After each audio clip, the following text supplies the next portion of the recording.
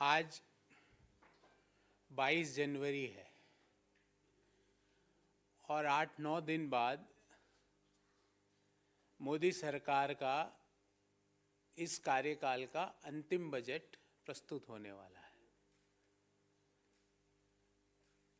क्या उस बजट में इश्यूज हैं? हम विस्तार से उनके बारे में समय समय पर अपनी बात करते आए हैं,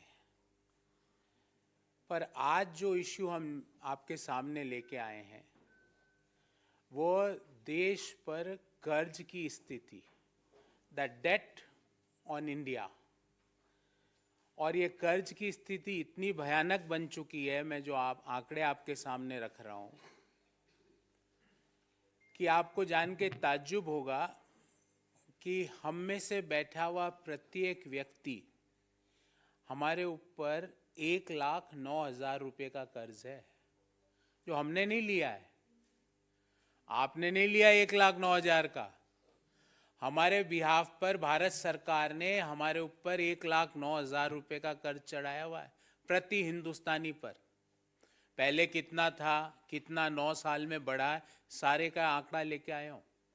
आपके और मेरे और कोई भी विवेकशील व्यक्ति के मन में ये जरूर आएगा कि भाई कर्ज लिया है तो आर्थिक विकास के कार्यों में लग रहा होगा, पर ये कर्ज आपके मेरे ऊपर 1,09,000 रुपये का कर्ज तो है, पर इस कर्ज का फायदा हमें नहीं मिल रहा, क्योंकि जो ग्रोथ मॉडल है देश का वो के शेप्ड रिकवरी मॉडल है। के अंग्रेजी में जो शब्द है ना, के मतलब हम जो ग्रो कर रहे थे नोटबंदी के बाद नीचे आए, गलत तरीके से जीएसटी लगाने से और नीचे आए, तालाबंदी के बाद फिर और नीचे आए, पर फिर जो बढ़े वो सिर्फ वो लोग बढ़े जिनकी डिटेल्स अभी 4-5 दिन पहले ऑक्सफैम की रिपोर्ट में आया कि हिंदुस्तान में, ये ताज्जुब की बात है कि हमारे देश में 5% जो लोग हैं उनके पास 60% संपत्तियां हैं, और जो बॉटम 50% जो लोग हैं देश के 140 करोड़ में से मैं गणना करूं तो जो 70 करोड़ लोग जो नीचे वाले हैं उनके पास मात्र 3% देश की संपत्तियां हैं। तो 5% अगर मैं कैलकुलेट करूं तो 140 का मतलब 7 करोड़ लोगों के पास देश की 60% से ज्यादा संपत्तियां हैं। और ऐसा नहीं है कि ये लोग जो जिनके पास 5%, जिनके पास 60% से ज्यादा संपत्तियां हैं वो देश को ज्यादा कर देते हो, ऐसा नहीं है। कर हम जो बॉटम 50% के लोग हैं, जो मिडिल इनकम ग्रुप और लोअर इनकम ग्रुप है, अगर हम कर की बात करें तो जीएसटी में हमारा कंट्रीब्यूशन 64% है। मतलब जो बॉटम 50%, जो 3% देश के एसेट्स को होल्ड करता है, वो देश के जीएसटी में 64% पैसा देता है, और जो 5% जो देश के 60% संपत्तियों को होल्ड करता है, वो जीएसटी में उनका कंट्रीब्यूशन मात्र 3% है। 3%, जो फर्स्ट 10% जो देश की जनसंख्या। तो ये जो के शेप्ड रिकवरी मॉडल है, इसमें जो मोदीनॉमिक्स है उसके लिए हम यही कहेंगे, rising debt, rising unemployment and rising inequality. जबकि राइज किसका होना चाहिए था? जीडीपी का। राइज किसका होना चाहिए था? पर कैपिटा इनकम का। राइज किसका होना चाहिए था कि हमारी रेटिंग जो हंगर इंडेक्स में है वो हमारी रेटिंग मतलब बढ़नी चाहिए थी, नीचे आनी चाहिए थी। तो कुल मिला के जो आज की जो प्रेस वार्ता है वो देश की डेट के ऊपर है। अब मैं विस्तार से एक एक बिंदु, जो मैंने मुख्य बिंदु आपके सामने रखे, विस्तार से एक एक बिंदु पर अपनी बात कहूंगा। जब मोदी सरकार ने सत्ता संभाली तो देश के ऊपर टोटल कर्ज था 55 लाख करोड़ रुपया, 55 लाख करोड़ रुपीस, और 2023 मार्च 31 को अनुमानित है, भारत सरकार का आंकड़ा दे रहा हूं, अनुमानित है 155 लाख करोड़ रुपया। मतलब 55 लाख करोड़ रुपया हुआ सन 1947 से लेके मार्च 31 2014 तक, और मार्च 31 2014 से लेकर मार्च 31 2023 में हो गया 55 का 155 लाख करोड़। आजादी से लेकर 2014 तक प्रति देशवासी पर कर्ज था 43,000 रुपया, जो मार्च 2023 में भारत सरकार के आंकड़ों के अनुसार रहने का अनुमान है 1,09,373 रुपया। और मैंने पिछले 9 साल का पूरा आंकड़ा बनाया, एक टेबल आपके सामने रखूंगा। इस टेबल में प्रति वर्ष भारत सरकार ने कितना कर्ज लिया और पर कैपिटा कर्ज देशवासियों पर कैसे चढ़ा। जो मार्च 2014 में 55 लाख करोड़ का कर्ज था, वो 155 लाख करोड़ का कैसे हो गया मोदी जी? मोदी जी, ऐसा क्या हुआ कि पिछले 9 सालों में जो कर्ज है वो 2.5 गुना से भी ज्यादा बढ़ा है। 43,124 से रुपये से बढ़कर 1,09,373 रुपया। पिछले 9 सालों में प्रति हिंदुस्तानी पर कर्ज बढ़ा है 66,249 रुपये। 66,249 is the increase per capita debt on every Indian in our country. ऐसा क्या हुआ कि 155 लाख करोड़ रुपया हो गया? जो टोटल कर्ज 31 मार्च 2014 को 55 लाख करोड़ था, वो 155 लाख करोड़ कैसे हो गया? और ये पैसा किसके उपयोग में आया, उसका ब्यौरा दे देता हूं। मैंने कई बार राइजिंग अनएम्प्लॉयमेंट की बात करी, मैंने कई बार इस पटल से राइजिंग पॉवर्टी की बात करी कि आज हिंदुस्तान में दुनिया में सबसे ज्यादा गरीब हमारे देश में निवास करते हैं। पर आज आपको राइजिंग इनइक्वालिटी की बात बताता हूं कि ये कर्ज हम ले रहे हैं, हमारे प्रत्येक देशवासी के ऊपर चढ़ रहा है 1,09,373 रुपया। हम में से प्रत्येक हिंदुस्तानी पर चढ़ गया, पर उस कर्ज का फायदा हमें नहीं मिल रहा। फायदा मिल रहा है चंद लोगों को जिनकी वेल्थ बढ़ रही है, बाकी सब लोगों की वेल्थ कम होती जा रही है। और ये मैं नहीं कह रहा, जो मैंने आपको 55 लाख करोड़ से 155 लाख करोड़ बताया, ये भारत सरकार का आंकड़ा है। जो मैं अब आपको ऑक्सफैम की रिपोर्ट के अनुसार पढ़ के सुनाता हूं कि देश के 5% अमीर लोगों के पास देश की 60% से ज्यादा संपत्ति है, और नीचे के 50% लोगों के पास देश की मात्र 3% संपत्ति है, 3% वेल्थ है। पर ये नीचे के 50% जिनके पास 3% वेल्थ है, वो जीएसटी देते हैं, देश की 64% वहीं से आ रही है। और जो ऊपर के 10% अमीर लोग हैं, जिनके पास देश में की 70-80% की वेल्थ है, वो जीएसटी देते हैं मात्र 3%। मतलब अगर 100 रुपये जीएसटी इकट्ठी होती है, तो जो नीचे के 50% लोग हैं, उनकी तरफ से 64 रुपये इकट्ठी होती है। और जो वेल्दी लोग हैं, जिनके पास देश की 60% से ज्यादा संपत्ति है, वो सिर्फ 3% जीडीपी देते हैं। तो कर्ज ले रहे हैं हम सब लोग, आप लोग, मैं, हम जैसे करोड़ों लोग। बेरोजगारी की बात ही नहीं कर रहा, उसका विश्व रिकॉर्ड तो रोज बढ़ता जा रहा है। कर्ज हमारे ऊपर चढ़ रहा है, और फायदा उस कर्ज का किनको हो रहा है? उन खरबपतियों को जिनकी संख्या दिन ब दिन प्रत्येक वर्ष बढ़ती जा रही है। रिपोर्ट आती है कि इस वर्ष भारत में इतने खरबपति हो गए, पर रिपोर्ट कभी भी ये नहीं आती कि हिंदुस्तान में दुनिया में सबसे ज्यादा गरीब आज हिंदुस्तान में है। रिपोर्ट कभी ये नहीं आ रही कि कोरोना के दौरान जितने लोग दुनिया में गरीबी में गए, उनमें से 79% लोग हिंदुस्तान के थे। तो ये के शेप्ड जो मॉडल है, जिसने high debt, high unemployment, high inflation and high inequality, जबकि हाई क्या होना चाहिए था? High per capita income, high GDP, high rankings on the global platforms, वो हाई होना चाहिए था। वहां पे हम रोज नीचे गिर रहे हैं, और हमने बढ़ा किसको रहे हैं? प्रति व्यक्ति कर्ज को, जो पिछले 9 साल में 2.5 गुना से ज्यादा बढ़ गया। और अगर हम कुल कर्ज की बात देखें, तो कुल कर्ज देश के ऊपर 3.25 गुना ज्यादा बढ़ गया। अब आप कहेंगे साहब कर्ज तो कोई भी देश पर बढ़ सकता है, इसमें क्या है? उसका भी अध्ययन करके आपके सामने लाया हूं कि अगर हम हमारा कंपैरिजन हम जैसे एमर्जिंग इकोनॉमीज से करें, हमारा जीडीपी के अनुपात में हमारा कर्ज है 83%, 83% debt as a percentage of GDP. और दुनिया की एमर्जिंग इकोनॉमीज, क्योंकि भारत एक एमर्जिंग इकोनॉमी है, जो आईएमएफ का आंकड़ा है उनका प्रतिशत एवरेज आता है 64.5%।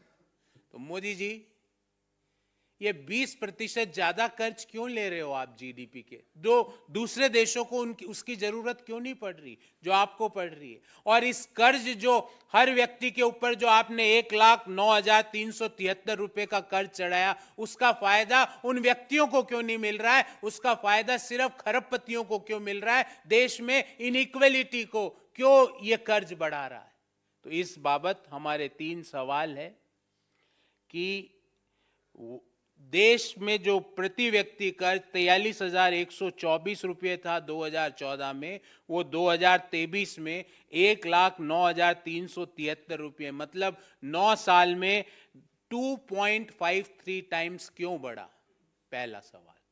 दूसरा कि आजादी से लेकर 2014 तक 55 लाख करोड़ कुल कर्ज, और 2014 से 2023 तक 155 लाख करोड़ कुल कर्ज, मतलब 2.25 गुना से ज्यादा की बढ़ोतरी क्यों हुई मोदी जी? नंबर 3 कि ये इस कर्ज का फायदा देशवासियों को क्यों नहीं मिल रहा है?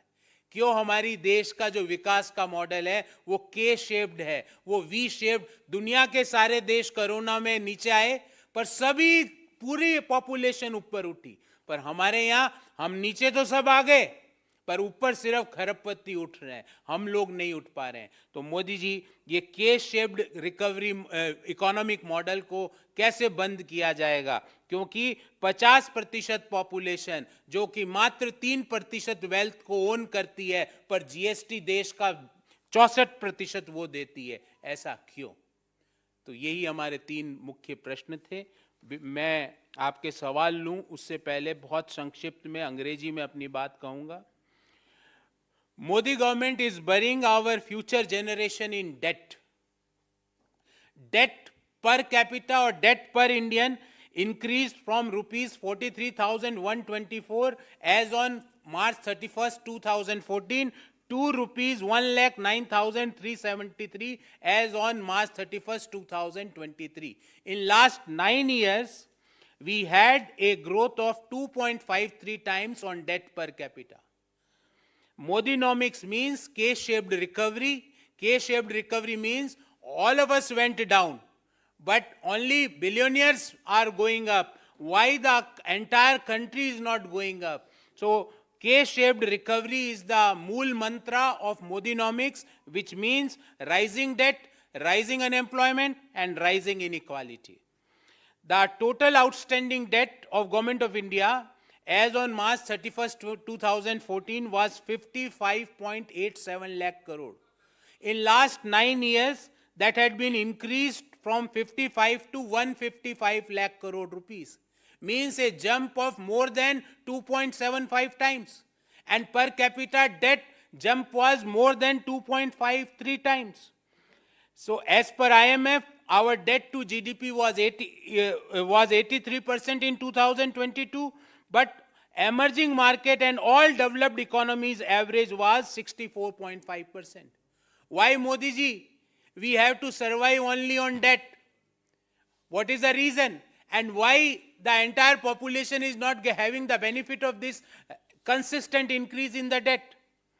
As per Oxfam report, the wealthiest 5% in our country own more than 60% of the country's wealth, while the bottom half together share just 3% of the wealth.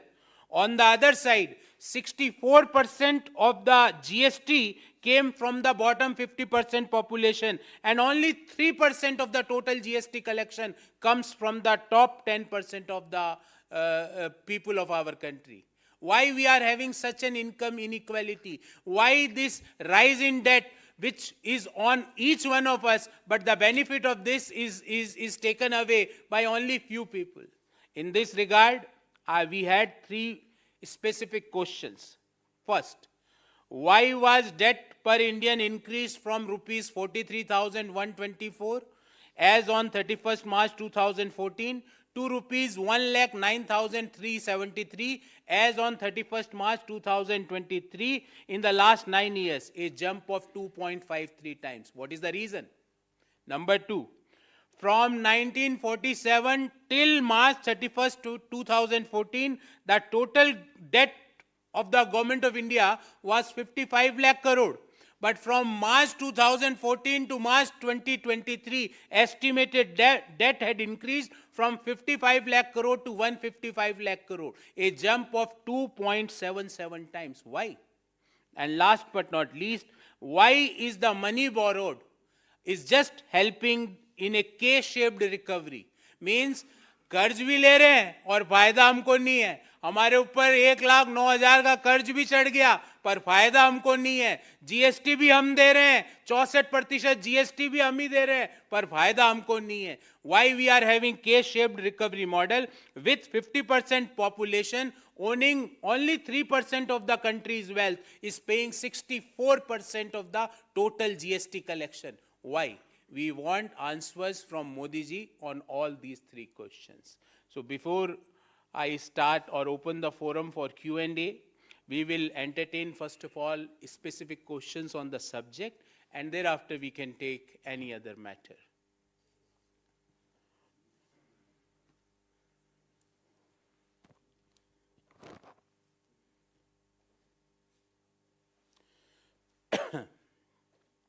Okay. No, nothing on this. If you have any other matter, we can enter. Yeah. The center decision to block access to the BBC documentary on Gujarat riots. What is the take of Congress party on it? There is a scheme by Government of India called as Block in India.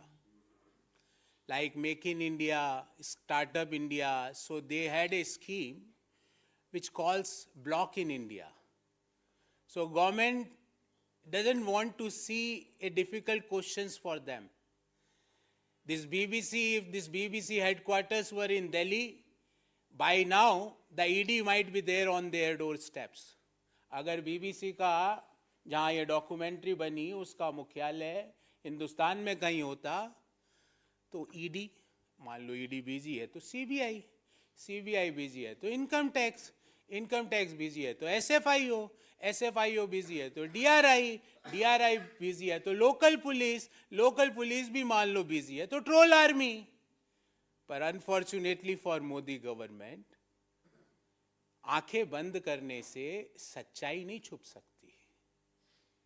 आप इन चीजों को बंद कर दोगे उससे सच्चाई छुप जाएगी क्या? We would like to remind Honorable Prime Minister of our country that आपको वाजपेयी जी ने क्या कहा था मोदी जी? ऐसे ही प्रेस वार्ता थी. आपके right hand side, Vajpayee ji के राइट हैंड साइड में आप बैठे हुए थे. उन्होंने कहा राजधर्म निभाओ राजधर्म. कौन से राजधर्म के लिए बोला? वही राजधर्म वो बीबीसी की डॉक्यूमेंट्री दिखा रही है जो आपने नहीं निभाया था, जो आपको भारत के प्रधानमंत्री उस समय के उन्होंने चेताया था, जिनको आप रोज भुलाने का, उनकी नीतियों को, उनके व्यक्तित्व को छोटा करने का प्रयास करते हो. उन्होंने आपको कहा था, वो आप ही के पार्टी के थे, कि राजधर्म निभाओ. और ब्लॉक इन इंडिया से आपको क्या लगता है सच्चाई छुप जाएगी? सच्चाई नहीं छुपेगी. ये इस तरह के हथकंडे, इस तरह का एक्शन ये लोगों में विश्वास दिलाता है कि वो जो दिखा रहे हैं वो सही है. वरना आपको ये करने की कहां जरूरत पड़ी थी?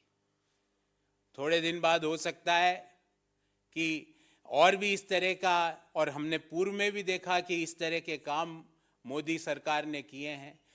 वो वर्ल्ड हंगर इंडेक्स में हमारी रैंकिंग खराब आई, हम नहीं मानते.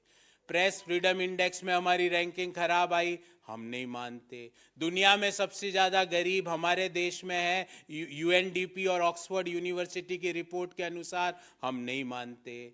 कोई भी आप सवाल पूछ लो, हम नहीं मानते. आपके मानने से सवाल खत्म नहीं होगा, सवाल तो एज इट इज वहीं पर है. तो इस स्कीम्स को, इस चीज को आपने ब्लॉक करके प्रूव कर दिया कि जो वो बोल रहे हैं वो सही है, उसमें सत्यता है। ये आपका एक्शन इसको दिखा रहा, आपके मन में घबराहट है। अगर आपके मन में सच्चाई होती तो आप इस तरह का रिएक्शन नहीं करते। जी सर, एक मेरठ का अभी का वाकया है कि वहाँ कुछ कोरियन लड़कियाँ मेरठ यूनिवर्सिटी गई थी कॉलेज में घूमने फिरने, वहाँ देखने के लिए कॉलेज को, और वहाँ पर ट्रोलर्स और तमाम जो हिंदूवादी तथाकथित संगठन है उन्होंने उनको उनके साथ बदतमीजी करी और ये कहा कि ये मिशनरी की तरफ से प्रचार करने आई थी और उनके साथ बहुत बदतमीजी। अब पुलिस ने सफाई दी है कि वो ऐसा कुछ था नहीं, वो मिशनरी के लिए प्रचार करने नहीं आई थी। देखिए, मुझे याद है कि कुछ समय पूर्व एक बम्बई में भी एक साउथ कोरिया के ब्लॉगर के साथ अप्रिय और मैं कहूँगा एक दुष्कर्म की कोशिश की गई थी, और वो जब वीडियो बना रही थी तो वहाँ पर उसके साथ बदतमीजी की कोशिश की गई थी। ऐसा क्यों हो रहा है? ये देश में इस तरह का प्रचलन क्यों बढ़ता जा रहा है?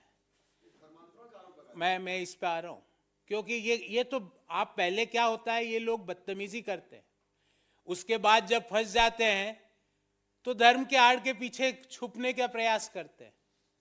ये एक मोडस ऑपरेंडी बन गई है देश में। पहले जिन लोगों ने भी देख, हमारे देश में पर्यटन को हम बढ़ावा देते हैं, इनक्रेडिबल इंडिया, पधारो हमारे देश, बड़ी बड़ी स्कीम्स है हमारे टूरिज्म मिनिस्ट्री की। प्रत्येक राज्य सरकारों का प्रयास रहता है कि उनके राज्यों में टूरिस्ट का फुटफॉल बढ़े, क्योंकि ये फॉरेन एक्सचेंज लाता है, ये हमारा जो रुपया दिन ब दिन गिर रहा है उसको रोकने का काम करता है, और अंतर्राष्ट्रीय पटल पर देश की छवि को विकसित करने का काम करता है। तो इस तरह की घटना होती है तो क्यों अभी तक उत्तर प्रदेश सरकार चुप बैठी हुई है? क्यों कोई बात, अभी मान लो और कोई छोटी सी भी घटना हो जाती तो उत्तर प्रदेश के मुख्यमंत्री का ट्वीट आ जाता। क्यों उत्तर प्रदेश के मुख्यमंत्री और गृह मंत्री खामोश बैठे हैं जब विदेशी पर्यटक के साथ इस तरह की बदतमीजी हो रही है? और आप पहले बदतमीजी करके उनके साथ, मैं कहूंगा ये सॉफ्ट यौन दुष्कर्म का प्रयास है। इस तरह की बदतमीजी को भी आप दुष्कर्म के दायरे से बाहर नहीं निकाल सकते। ये फर्स्ट स्टेप है दुष्कर्म का, और सरकारें चुप बैठी हुई है।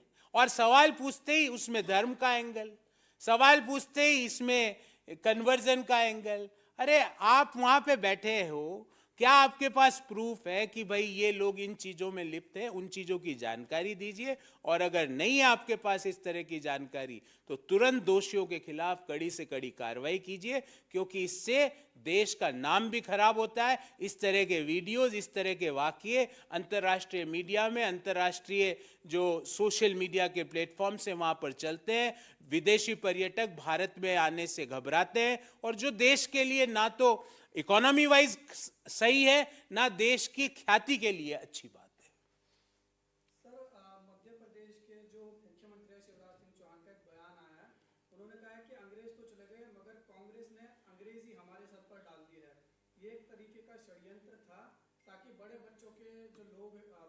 लोगों के जो बच्चे हैं वो आगे बढ़े, गरीब के बच्चे आगे ना बढ़े। शिवराज सिंह चौहान साहब, मेरी आपको चुनौती कि आपके बच्चे हिंदी माध्यम की स्कूल से पढ़े हैं? मुझे पता है वो कहाँ से पढ़े। एक बच्चा तो सिम्बायोसिस से पढ़ रहा है, क्या हिंदी माध्यम में परीक्षा दी उस बच्चे ने? मैं आपसे पूछ रहा हूँ।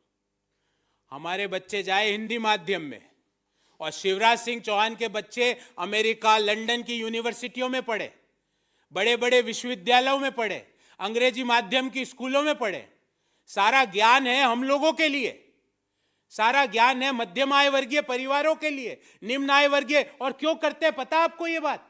ताकि हम उनके बराबर नहीं बैठ सके, उनसे आंखों में आंखें डाल के सवाल नहीं पूछ सके।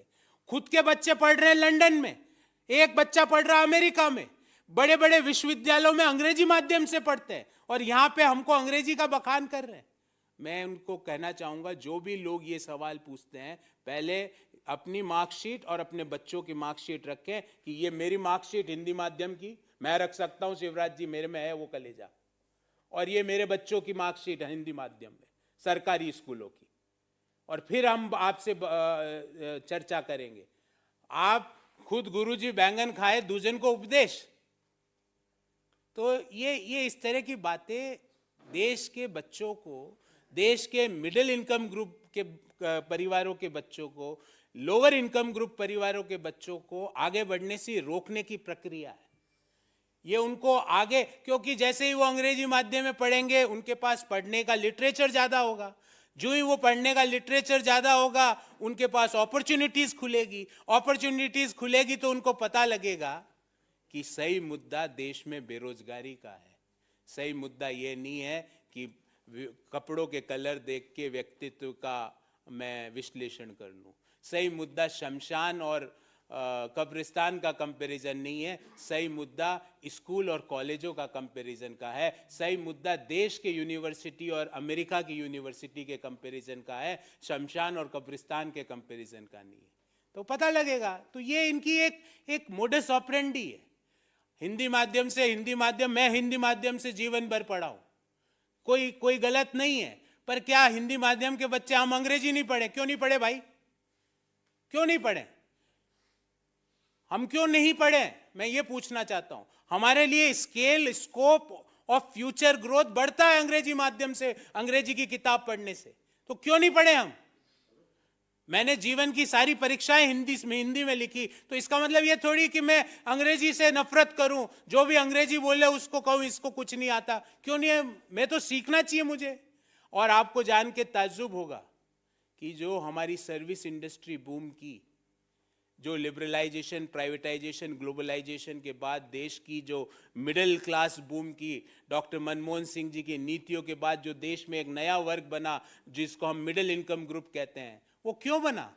क्योंकि हमारे पास इंग्लिश अंडरस्टैंडिंग और इंग्लिश स्पीकिंग पॉपुलेशन थी, जिसने उस सर्विस इंडस्ट्री को अपना मैन पावर सप्लाई करी और वो सर्विस इंडस्ट्री बूम करी। और जिसका नतीजा ये हुआ कि देश में सिलिकॉन वैली, देश में नए नए टेक्नोलॉजिकल डेवलपमेंट हुए, जिसका नतीजा ये हुआ कि दुनिया में कहीं भी सॉफ्टवेयर का नाम आता है तो लोग यही कहते हैं कि हिंदुस्तान का होगा व्यक्ति। दुनिया में कहीं पे आईटी सर्विस का नाम आता है, भले वो कैलिफोर्निया हो, इजराइल हो या दुबई हो, दुनिया में कहीं नाम आता है कि ये टेक्नोलॉजी है तो बोला है बंदा हिंदुस्तान का होगा। और अब आप हमको वापस पुराने पाषाण युग में पहुंचाना चाहते हो और खुद के बच्चों को अंग्रेजी बुलवाते हो। खुद के बच्चे अंग्रेजी में बात करते हैं, अंग्रेजी माध्यम में पढ़ते हैं, और गरीब का बच्चा, मिडिल क्लास का बच्चा अंग्रेजी में नहीं पढ़ना चाहिए, वो सरकारी स्कूल में जाए। राहुल गांधी ने कुछ इंटरव्यू दिया, उसमें उन्होंने कहा कि वो शादी के लिए तैयार है, इंटेलिजेंट लड़की अगर मिल जाए। और कांग्रेस के नेता ये भी कह रहे हैं मेरे पर बहुत दबाव है कि दाढ़ी बना लूंगा, तो दाढ़ी बना, उन्होंने कहा यात्रा के बाद बना लूंगा। तो कांग्रेस के लोग भी क्या शादी के लिए कुछ देखिए, ये मुझे लगता है उनका बड़ा निजी मसला है। एक व्यक्ति का एक अपना जीवन भी होता है, और मुझे लगता है कि मतलब बोरियत हो रही है। आप कभी तो उनसे पूछो कि राहुल जी ये सरकार रोजगार कैसे देगी? दाढ़ी पे ही बात हो रही है। मैं इस पे आ रहा हूं। इस यात्रा का प्रयोजन को समझिए। इस यात्रा के 3 ऑब्जेक्टिव्स है, 3 पॉइंट एजेंडा, अगर जो मेरी सिंपल अंडरस्टैंडिंग है। नंबर 1, जो सोशल फैब्रिक को डेंट पहुंचा है, उस डेंट को वापस बाहर निकालने के लिए। और डेंट किसने पहुंचाया? शीर्ष पे बैठे हुए व्यक्ति जब कपड़े देख के आदमी का व्यक्तित्व और चरित्र के बारे में भाषण देते हैं तो डेंट लगता है।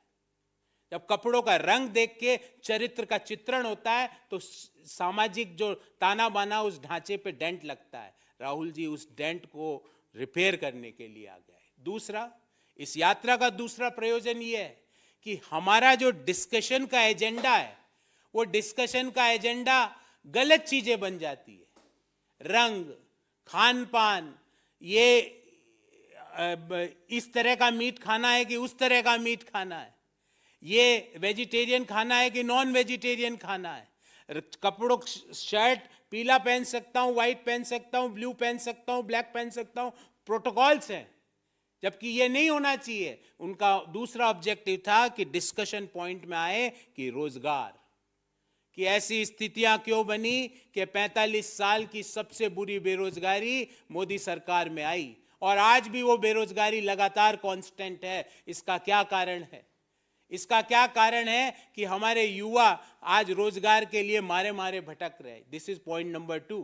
और एजेंडा नंबर 3 के मुख्य पटल के डिस्कशन में आए कि 411 रुपए का सिलेंडर 1100 रुपए में कैसे पहुंचा। पिछले 9 सालों में सिलेंडर की कीमतें 2.25 गुना बढ़ी। क्या किसी मध्यम आय वर्गीय परिवार की, निम्न आय वर्गीय परिवार की जो मासिक आय है वो 2.25 गुना बढ़ी है? हाँ, मोदी जी के दोस्तों की बढ़ी है, वही ऑक्सफैम रिपोर्ट बता रही है। तो मुझे लगता है कि इन मुद्दों पर मैं और मेरी पार्टी, मुझे लगता है अगर चर्चा करेंगे तो देश के लिए, देश के युवाओं के लिए ज्यादा सार्थक होगा। जो राहुल जी ने अपने विवाह के बारे में कहा वो उनका निजी इश्यू है। मेरा या किसी और का उन चीजों पर टिप्पणी करना मुझे लगता है कि किसी व्यक्ति की प्राइवेसी में दखलंदाजी है, जो हम जिसमें विश्वास नहीं करते। अब मेरे तो पता नहीं कि किसने बोला, किसको नहीं, किसने नहीं बोला। मैंने तो कहा इस 3 ऑब्जेक्टिव के साथ ये यात्रा शुरू है। मैंने आपको बोला ना, ये 3 एजेंडा है और ये तीनों एजेंडा, पहला एजेंडा में हमने भारी सफलता पाई, सेकंड और थर्ड एजेंडा में भी आज लोग डिस्कशन में आ चुके हैं। देश के बच्चे, युवा जिस तरह से यात्रा में जुड़ रहे हैं उससे लग रहा है, महिलाएं जिस तरह से यात्रा में जुड़ रही है उससे लग रहा है कि देश का, युवाओं का मुख्य एजेंडा रोजगार है, जो इस यात्रा का सेकंड ऑब्जेक्टिव था। और जब यात्रा में महिलाएं देश की जुड़ती है तो हमें इस बात पे और बल मिलता है कि जो हमारा थर्ड एजेंडा था कि राइजिंग इन्फ्लेशन, महंगाई, वो भी डिस्कशन में आ रहा है। तो हमें ये यात्रा बड़ी सार्थक लग रही है। इस यात्रा का जो ऑब्जेक्टिव के साथ, जिस पॉजिटिव माइंडसेट के साथ इस यात्रा की जो शुरुआत की थी हमने, उसमें बड़ी सफलता, और मैं कहूँगा 100% तो विश्लेषण करेंगे यात्रा संपूर्ण होने के बाद, पर बड़ी सफलता हमने पाई।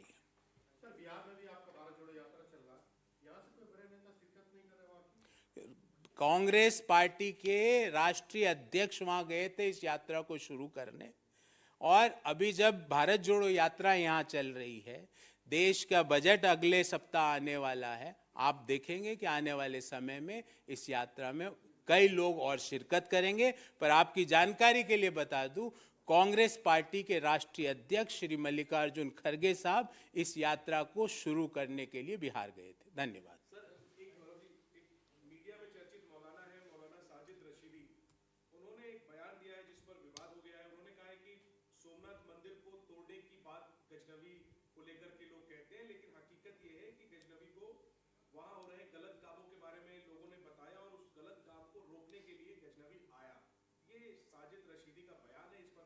देखिए, ना तो वो इतिहास के कोई जानकार है कि उन्होंने इतिहास में पीएचडी कर रखी हो, कि भाई उनकी, या तो वो दिखाए कि भाई मेरा पीएचडी का टॉपिक था वो काल जिस समय ये सारी इश्यूज हुए थे। मैंने अपने जीवन के 20 साल उसके इतिहास के रिसर्च में बनाए। मैं तो आग्रह करूँगा कि ऐसे लोग सिर्फ अखबार में अपनी खबर छपवाने के लिए इस तरह की बातें करते हैं। हमें बातें देश के लोगों से जुड़े हुए मुद्दों पर करनी है। ऐसे लोगों पर प्रतिक्रिया मुझे नहीं लगता कि मैं या किसी भी समझदार व्यक्ति को देनी चाहिए। इतिहासकार कोई बात करे, प्रमाण के साथ करे, तो कोई बात भी समझ में आए। पर ऐसा मैं भी कुछ भी बोल दूं बिना इतिहास के जानकार, जैसे प्रधानमंत्री जी किसी भी विषय पर कुछ भी बोल देते हैं ना, तो उनकी बातों को दिल से कौन बुरा नहीं मानते, हम उनको मन से माफ कर देते। धन्यवाद।